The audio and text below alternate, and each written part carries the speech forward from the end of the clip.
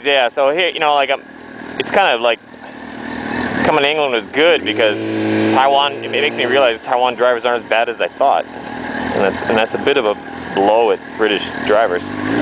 Like parking on the wrong side of the road, and like I've never ever seen that in Canada. Not like pretty much not once ever. I've done it. Oh, thank you. I've done it in Canada, but I'm an idiot.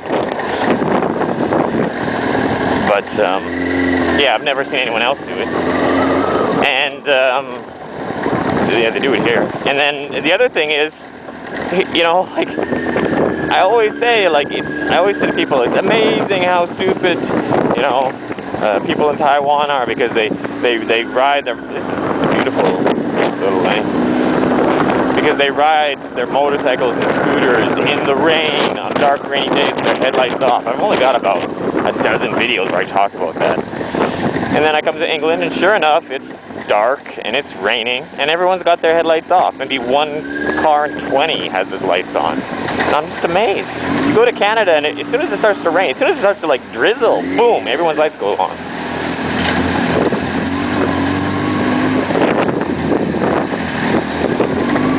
The dog looked really paranoid. It almost looked as if the dog was blind or something, in the sense that he was swinging his head around trying to figure out where the sound is coming from.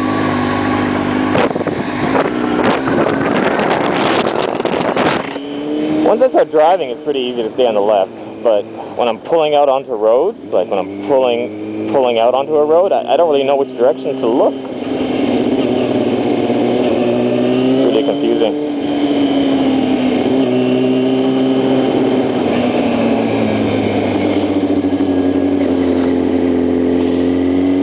You know, I know that I have to ride on the left, but when I'm pulling out onto a road, I'm not sure if I need to look left or look right.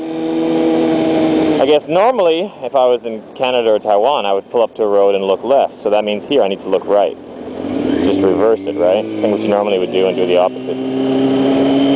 Think what direction you'd normally look and look the opposite. You know, streets like this, you know, again, like, I'm sure Sven is riding along and and not thinking anything about anything. But like, a street like this is beautiful to me. It's almost like he's trying too hard to find cool things to show me, but he doesn't realize that this is cool to me. Even this building and this little house and this thing over here, the Portsmouth Grammar School. See, that's cool. It looks like Hogwarts. You know, I can go home and show Rita and say, yeah, that's where they filmed Harry Potter.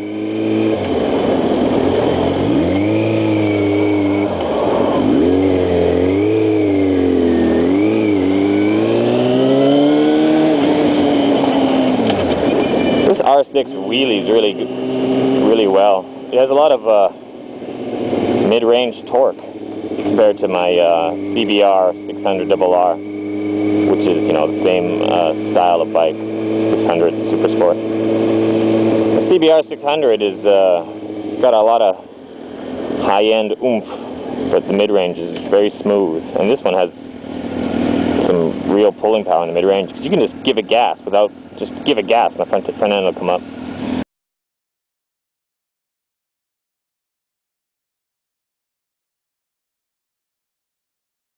I'm gonna have to go on off for a sec.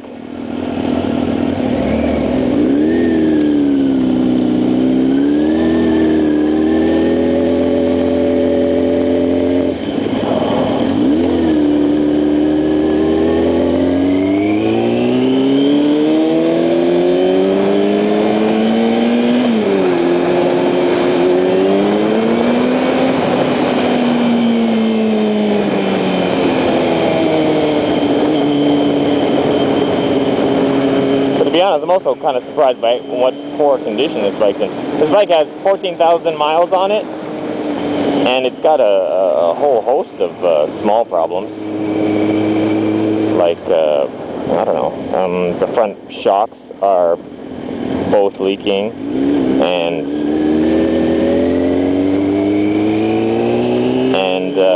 the rear brake sticks.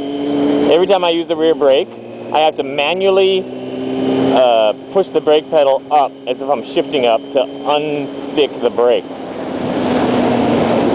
You follow me? I push the brake down and it brakes, but then it won't unbrake. It'll just continue, and I gotta use my foot to like knock it back up again. So I'm like shifting with both my feet, which is a bit annoying. And it took me a little while to figure that out. I kept slowing down to like make U-turns and stuff, and the bike was like trying to drop on U-turns, and I couldn't figure out why. And then whenever I had to like back the bike up, I'm like pushing hard, and I'm like, what? Why is it so difficult? And then I realized it's because the brake's on. But that's not normal. Anyways.